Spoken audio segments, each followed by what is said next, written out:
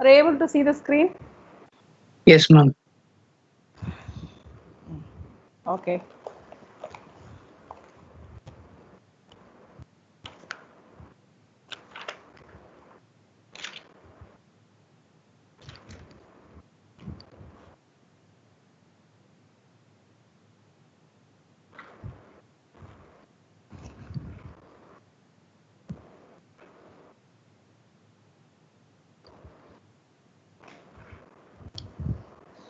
So yesterday we have been talking about inverted U-tube differential manometer, right? Yes, ma'am.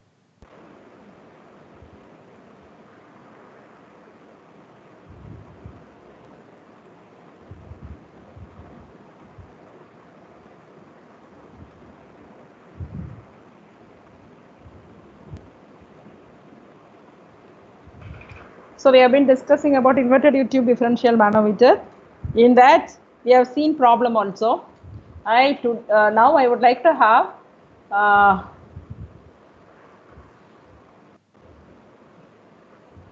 say one problem. Can you just note down?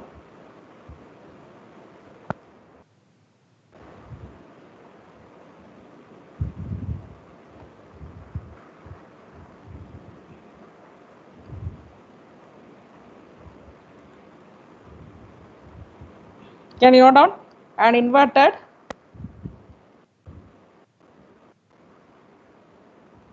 differential manometer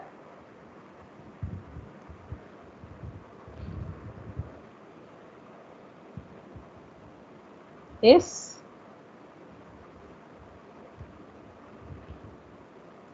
connected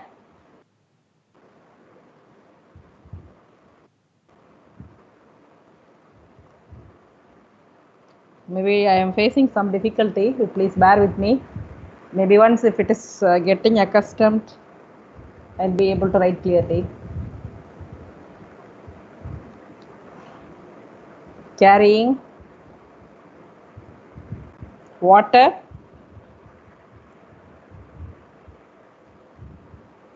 this problem he had done yesterday.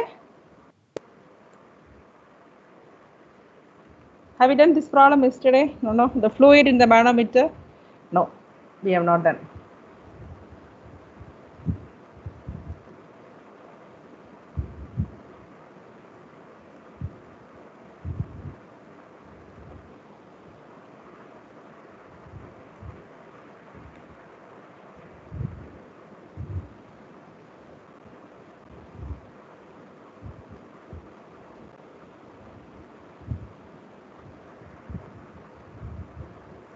You please take down the problem. Determine the pressure difference.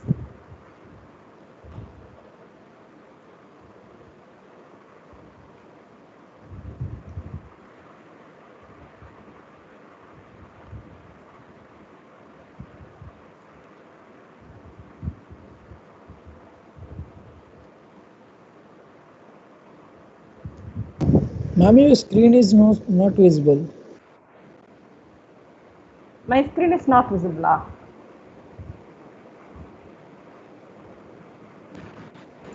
No, ma'am, your screen is not visible. Okay, I will check it once again.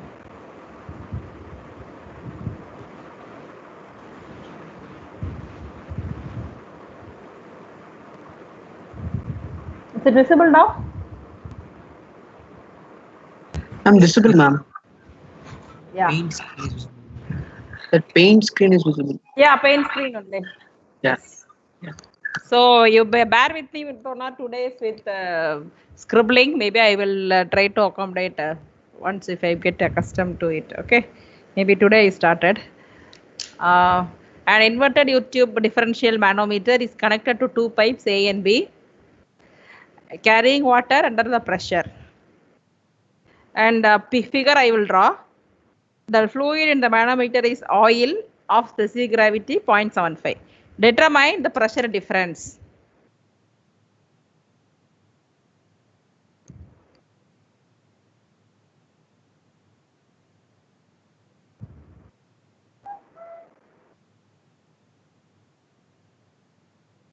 Ma'am, the pipes we're talking about always have static fluids, or do they have moving? No, not the static one. No, fluid will be moving actually. That is why the pressure difference comes, right? When the fluid is flowing in the pipe, it is not static fluid. Okay. Find the difference of pressure. Oh, not right. Ma'am, can you just dictate the last line of this problem? Yeah, determine the pressure difference between Ma'am, A the and line B. before that, the fluid in the manometer is what after that? Is of specific gravity. Is oil of specific gravity 0.75. Determine the pressure difference between A and B. All of you noted down? Shall I draw the diagram? I'll go to the next. Yes.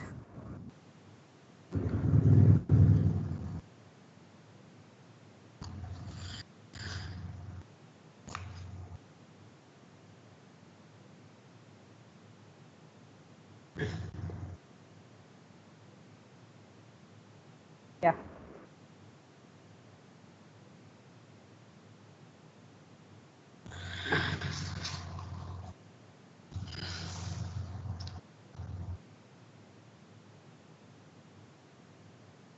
There you go. Let me try with some other.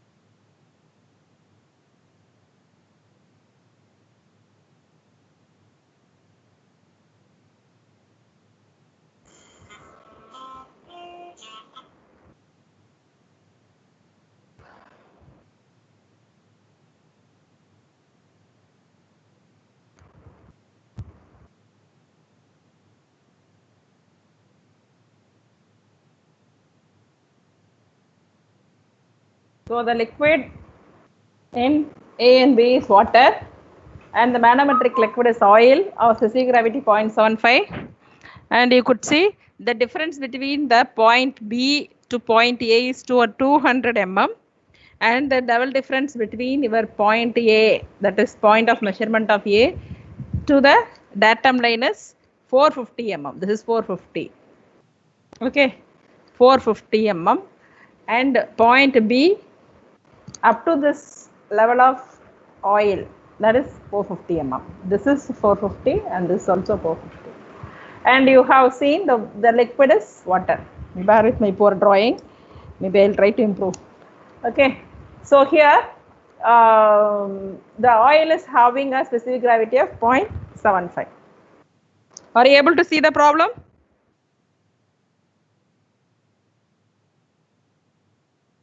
Yes, ma'am. Yes, ma'am. Okay, just note down the problem. What is the height difference between A and B? 200 or 250 mm, ma'am? 200. 200. This is 200.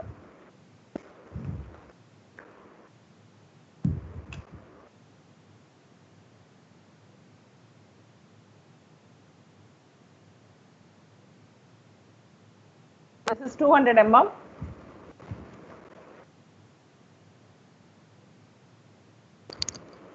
Okay. Now, will you be able to solve the problem? Ma'am, just give 2 minutes. We need Yeah, to solve. do it. Do it. Otherwise, I will do it. No issues. 1.839. The difference P1, PA minus PB is 1.47 kilopascal.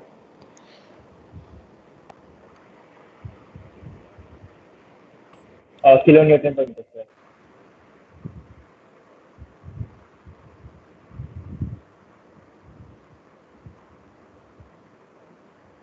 1.839 kilonewton per meter square. No, it is 1.47 kilopascal. HB, what is the head difference is 0.15 meter.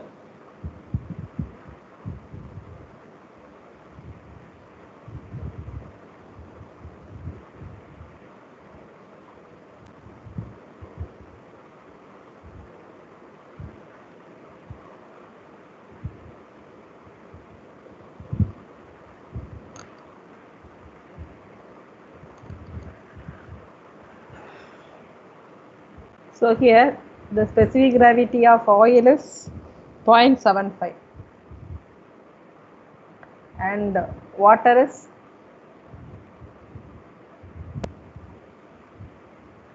1. So now the difference between the two limbs,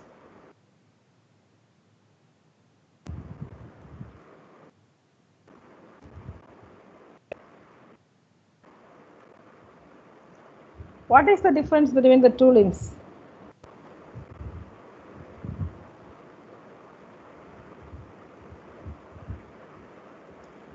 $450 plus 200 minus 450. Am I right?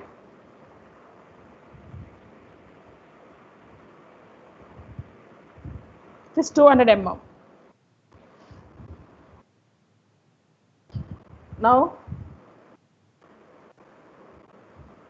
what is your pressure head at left limb?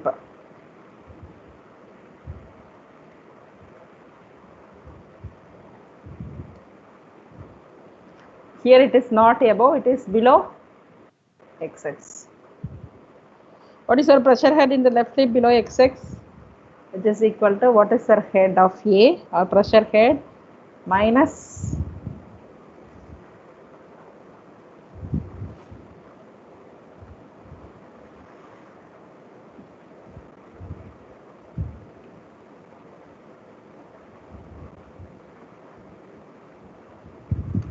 or you can write as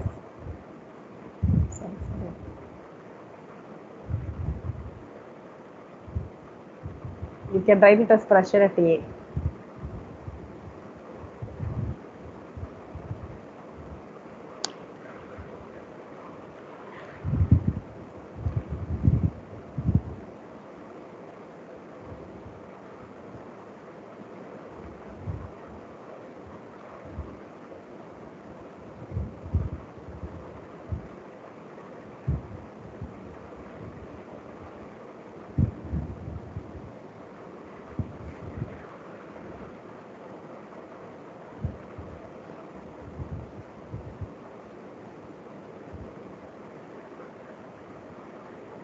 pressure at A minus what should be there here? So here you have the liquid is water. So 9.81 into 1000 rho GH. Am I right?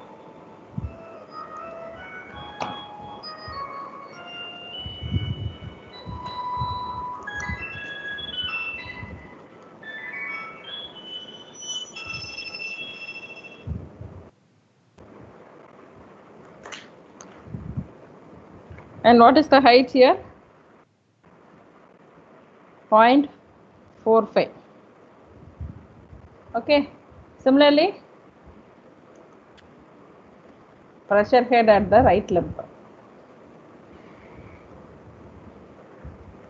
Below XX will be pressure at B minus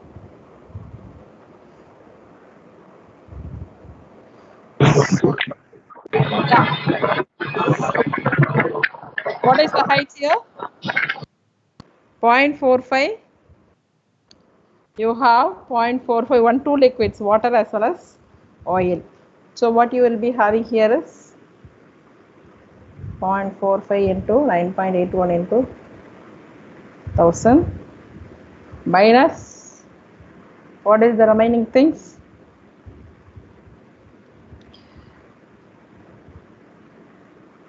.45 plus 0.45 plus 0.2, 0.65 minus 0.2, so it will be 0.2. 0.2 into what is the oil? So it is 750 into 9.81.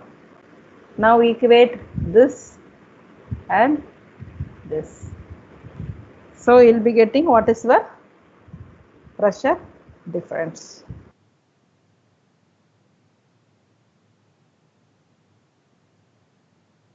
Equate these two things, you will be able to get what is the pressure difference. The answer is 14.715 kilopascal. yes. 14.715 or 1.47? 1.471 Yeah. kilopascal. Yes, that is right.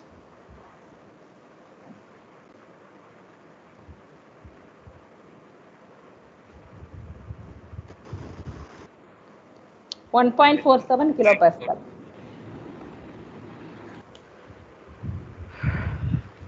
Is it okay? Yes, ma'am. Yeah, okay, fine.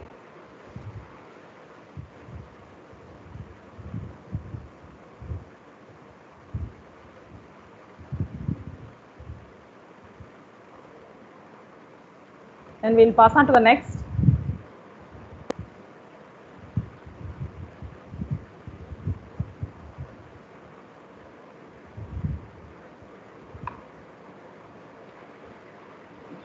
So with this we are completing on manometers. You have inverted U-tube and piezometers. So we have seen few examples also, but I would like to give you some assignments so that you'll have the practice of doing it. Okay, so that you can be able to do some assignments also. But then next, after what are the advantages and the limitations of manometers?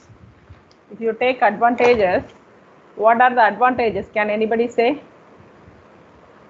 Advantages of manometers.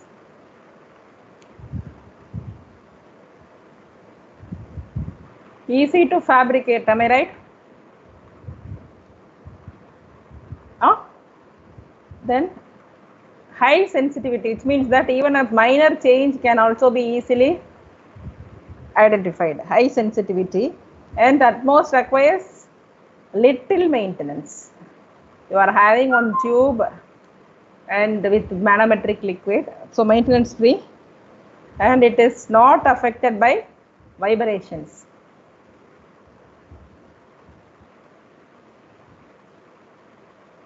This is also one of the advantage. And it is specifically suitable for low pressures and differential pressures. For that, manometers are very much useful. When the difference is very different between the 2 points is very low, and you have you would like to have a different, find out the differential pressures, then in that case,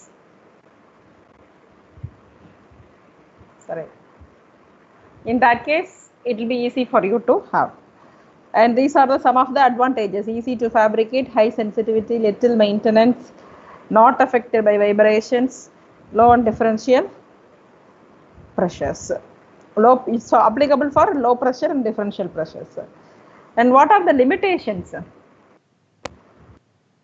What are the limitations? What are the limitations? Can I say some limitations?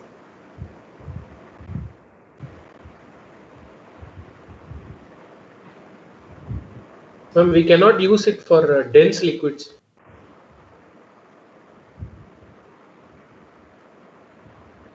Why? Why can you say? Because mercury itself is density, no? Where mercury itself is having 13.6 specific gravity, isn't it? Density means with respect to value, or you see?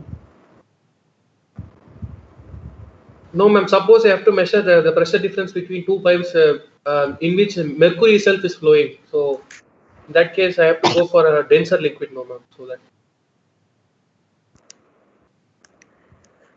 Maybe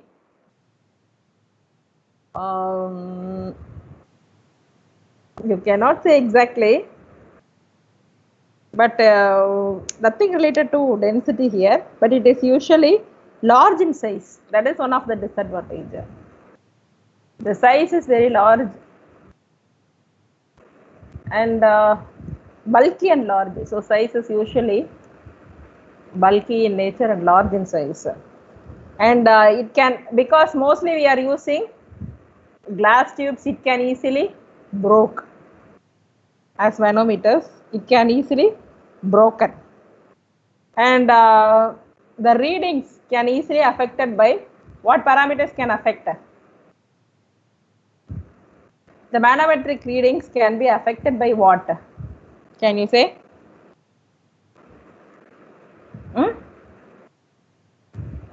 By changes in parameters, weather parameters, temperature, okay, temperature, altitude,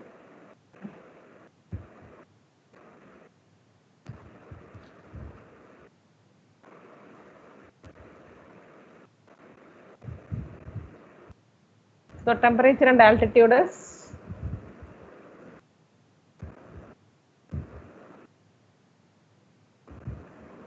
so these are some parameters which can be easily affected, and other one is capillarity effect will be there. That is also one of the disadvantages, capillarity effect. So capillarity effect is created because of, why capillary effect is created, can you say? Due to what? Capillarity effect is created due to what? Surface tension. Yes, surface tension. Capillarity effect is created Adhesion. surface tension. Yeah, good. And for better accuracy, meniscus has to be measured by accurate means. You have to exactly measure the meniscus, lower meniscus or upper meniscus. You have to exactly measure. Okay. So that is another limitation. Now we will go on to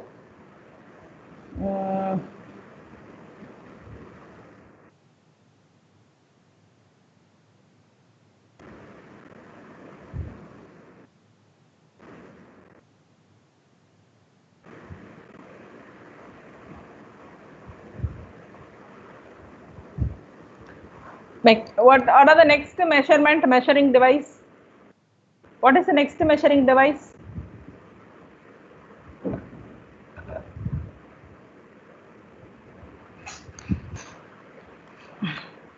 We have seen in the first class pressure measurements by means of two things.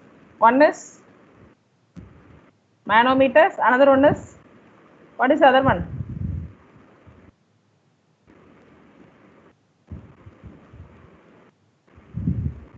Mechanical gauges, am I right? Mechanical gauges. So, these manometers are especially suitable for low pressures and differential pressures. So, these mechanical gauges are especially suitable for high pressures. So, when you want to go for heavier liquids, as one of the students suggested, when they are going for higher density, so which means that when you're going for heavier liquids, then you should use mechanical gauges for the pressure measurements. So, medium and high pressures, normally we go with elastic pressure gauges, and if it is very high pressures, then we will be using vacuum gauges. Okay, and these elastic gauges usually has tubes, diaphragms and bellows, etc., to measure the pressures. And sometimes these are also called secondary measuring instruments, which means that they are the primary instruments are manometers and secondary instruments are considered as mechanical gauges. And if you see the types of mechanical gauges,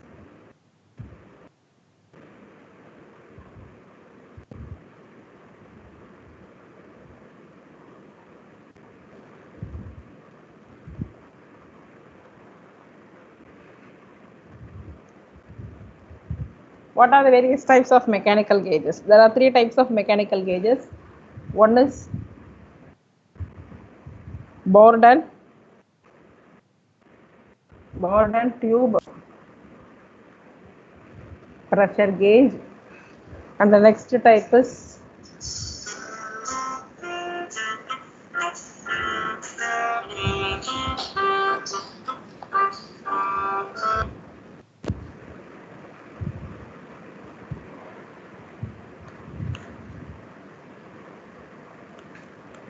diaphragm pressure gauge, and the third one is vacuum gauge, VACUUM, vacuum gauge. So these are the three types of pressure gauges, and this Borden type is usually for high as well as low pressures. So Borden type is useful for high as well as low pressures, and here what you will be having is, you will be having a picture.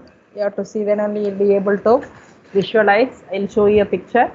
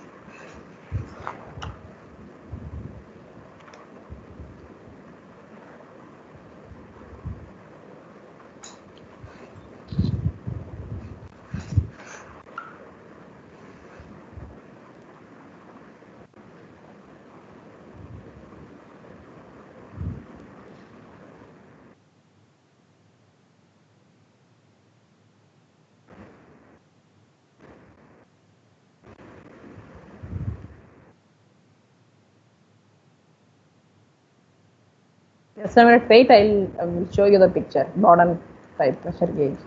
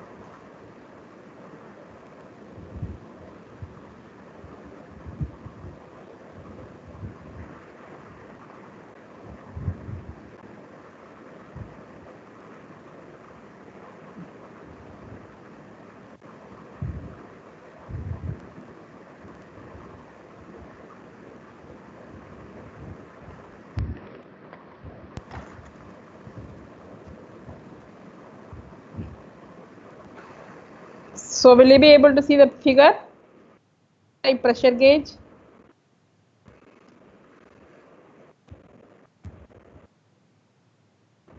Will you be able to see?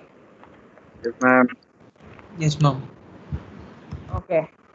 So here you can see, what you can see in this is the pressure element which is consisting of your metal tube, which is approximately your elliptical in cross section. This is not circular, it is an elliptical in cross section, and this tube is bent in the form of a segment of a circle.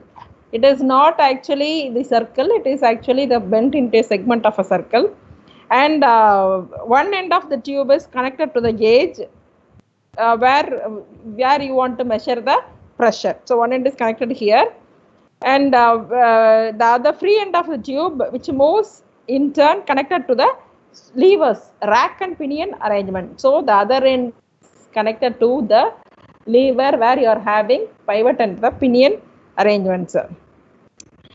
So what it will actually do is, the pressure is indicated by the pointer. This is the pointer which is used for measuring, and the moment this whatever is the pressure which is caused by this socket, which will be transferred by through this rack and pinion arrangement, and it will indicate the pressure in the graduated scale. You will be having a graduated. This is maybe inside the inside the gauge it will be, and above this you will be having the measurements or the scale shows the values. And usually these tubes are made of bronze or nickel steel.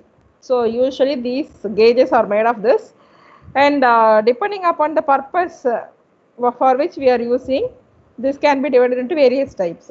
The Bourdon tube can be divided into various types. So compound Bourdon tube, which will be used for measuring pressures above and below atmospheric pressure. There are three types. One is compound Bourdon tube and double Bourdon tube. Compound Bourdon tube is useful for measuring both the above and below atmospheric pressure, and a double Bourdon tube is used for vibrations. Wherever you are having vibrations, you can measure the vibrations for this. Okay, so this is a typical Bourdon tube.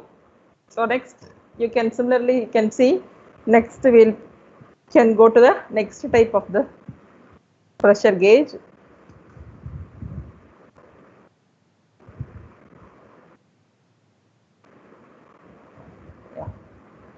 Next is what we have is a diaphragm gauge. So diaphragm gauge is where you will be having a single metallic diaphragm instead of tube. That is the major difference. Instead of tube, you will be having the diaphragm. Maybe I will show you the figure. Here the disc will be, or the diaphragm, which will be used for actuating the device. I will show you one now.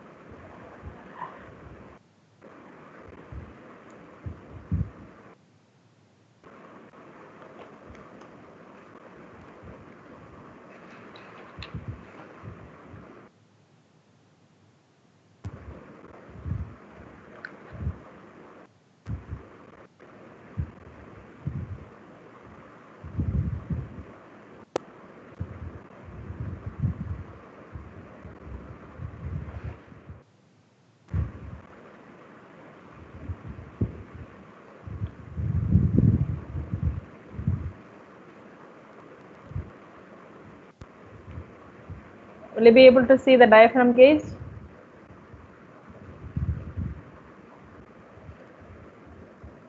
So this is a typical diaphragm gauge.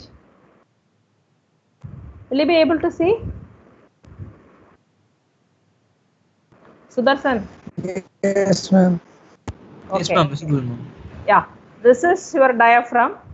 This is your diaphragm, and this diaphragm is a metallic disc actually, instead of bent tube. Where in the burden pressure gauge we have the bent tube, but here this is a metallic disc is used as a diaphragm, and this is used for activating the device, indicating device. This is the pressure inlet. This is our bottom flange. This is our top flange, and here what you are having is this diaphragm is connected through the link, and here is what your measurement is shown here. The pointer as well as pinion arrangements are given here. So instead of bent tube, here diaphragm is used for transferring the pressure into the rack and pinion arrangement of a lever system. Okay, so this is a fixed pivot, and the pressure variation could be easily transferred through this rack and pinion arrangements, and it can be shown on the graduated scale. And here when the pressure is applied on the lower side of the diaphragm, it is deflecting upwards. So this diaphragm is deflecting upwards, and this movement is transmitted to the rack and pinion arrangements. And this rack, and this is later on, this is attached to the spindle where it is showing the values or the graduated readings on the dial. And that is how the measurement of pressure is done using diaphragm gauge. The next one is, last one is your vacuum gauge.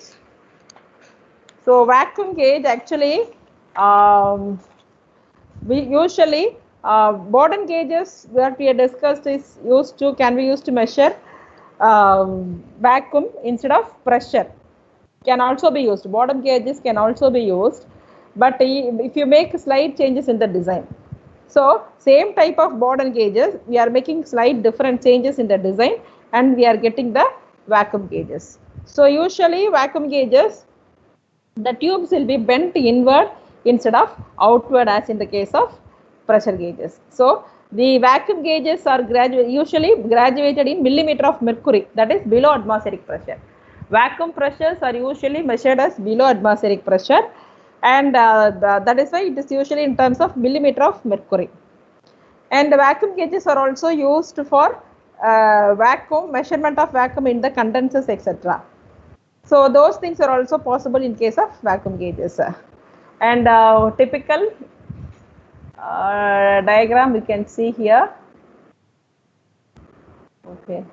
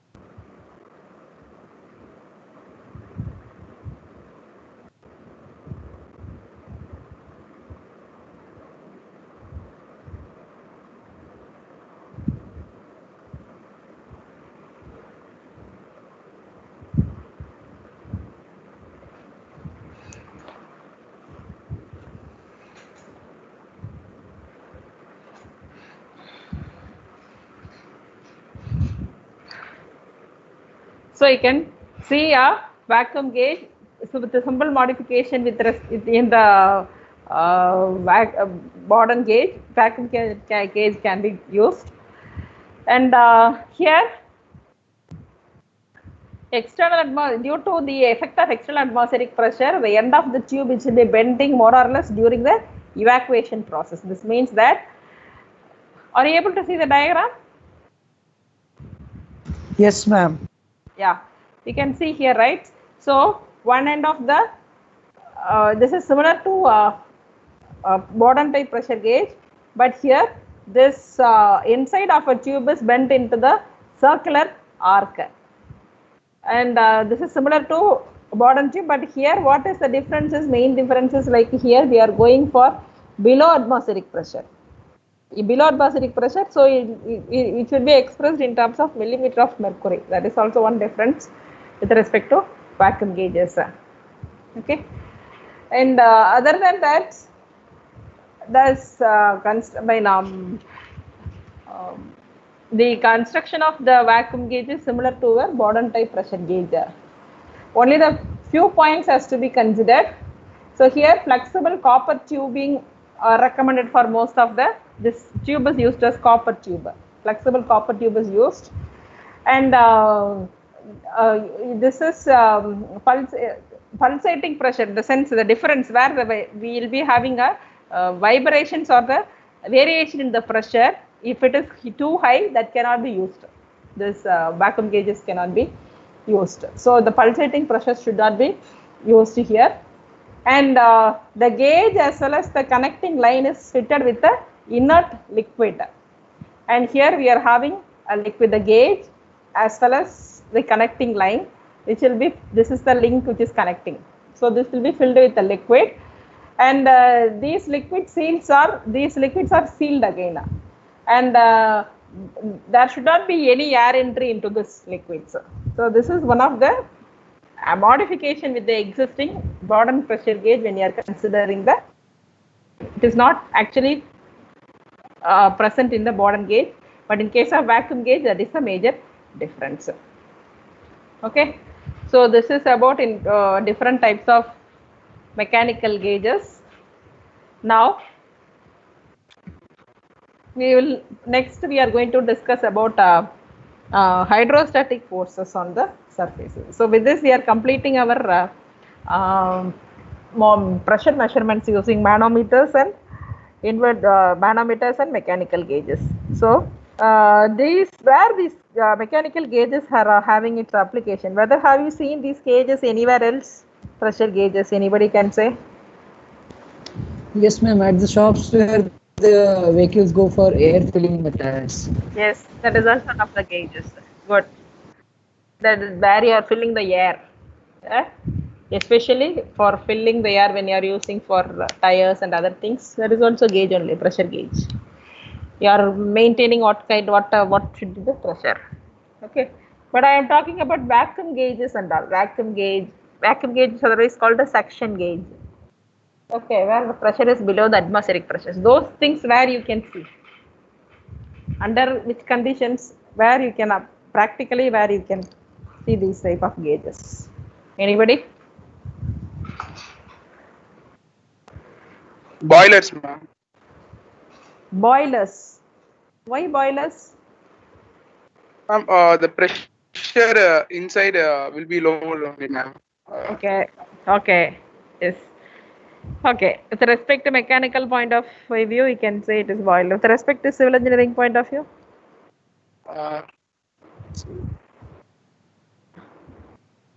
Steam, something like that. Steam curing equipments. No. Okay. But it is having major application in your day-to-day life. What about your water supply systems? What about your bore wells? Centrifugal pumps. Yes, pumps. Pumps are the major one where you are kind of using these gauges, isn't it? Especially centrifugal pumps where you are lifting the water. Okay. You are lifting the water from lower elevation for higher elevations, pumps are used. And similarly, vacuum gauges will be used where the pressure falls below the atmospheric pressure. So when you are going below the atmospheric pressure, the vacuum gauge has to be used. In centrifugal pumps you can use, in submersible pumps you can use. What is submersible pump? Anyway, this we will discuss at the end of that fourth chapter, we will discuss. But what is a submersible pump? Ma'am, it will be placed inside the borewell. Okay, why? Ma'am, actually it takes less time for the lifting. Since it is already inside, it will be the time taken for lifting of water will be very less. That's why. Suppose if it is above, what is the difference? If it is below the water, what is the difference? Instead of centrifugal pump. Which one? What is the difference between these two in terms of operation?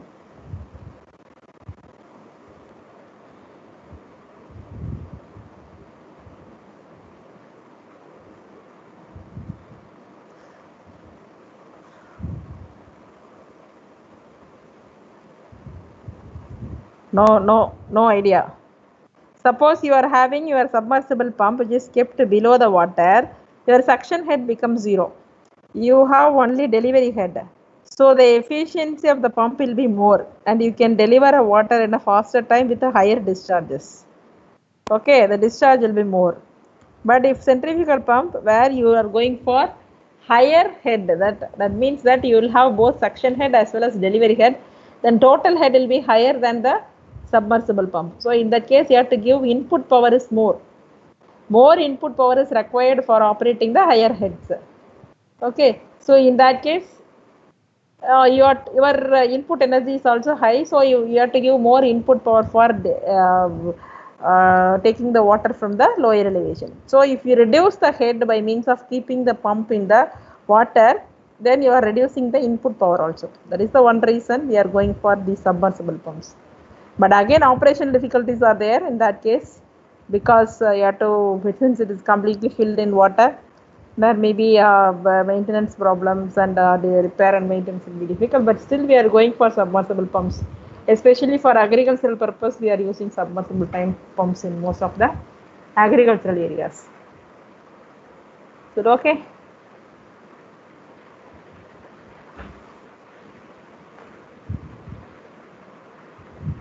Okay, I am closing here.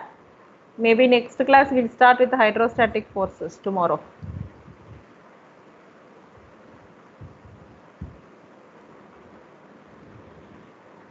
Tilak? Okay, ma'am.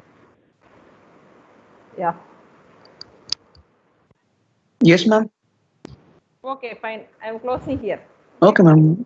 Can you send the PPTs, ma'am? Actually, you have sent only 3 PPT I have not. PPTs. Okay, I will do it. I'll send it to my It mail, is with ma'am. me. Yeah, it is with me only. I'll do it. Okay, ma'am. Okay, thank you so much.